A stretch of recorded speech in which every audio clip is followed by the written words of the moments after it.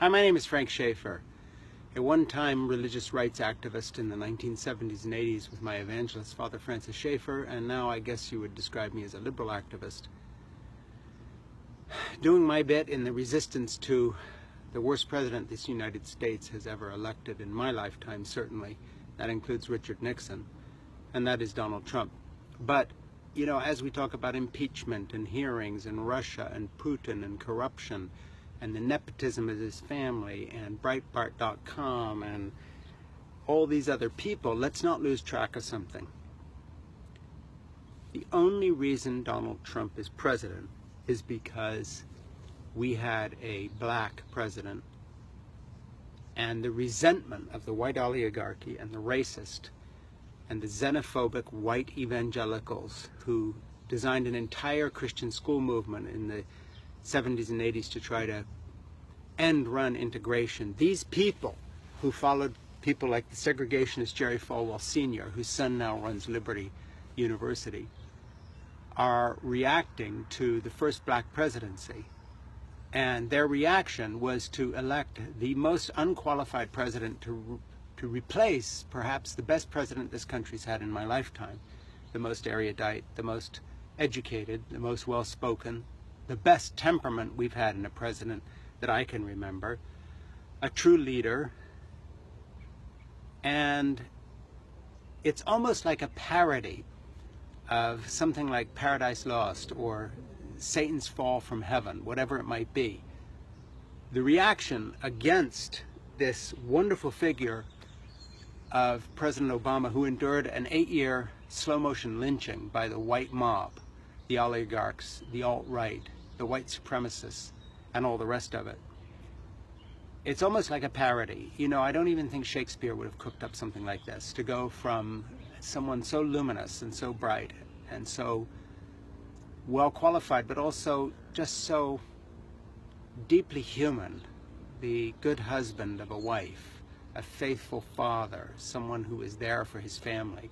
And instead we get this adulterous swine, this philanderer, this molester of woman, this person with criminal impulses who lies his way through life, this con man, this multiple bankrupt, this person who's opened this whole Pandora's box of a relationship with our sworn enemy in Russia, and the murderer, the mass murderer, and the assassin and killer Vladimir Putin, who kills his opponents, who jails them, who beats them.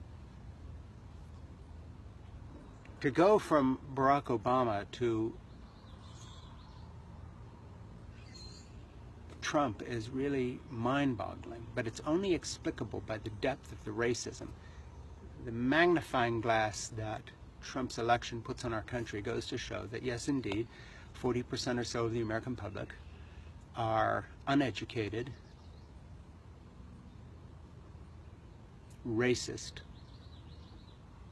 fools who occupy this white underclass that, by the way, is where all the so-called real welfare mothers live. White older males my age are the people who are essentially out there sucking up dollars from the federal system, from Medicaid and Medicare and Social Security and unemployment benefits and disability, huge amounts of white males on disability, in comparison to the productive black community that the whites like to disparage, who are forging ahead economically.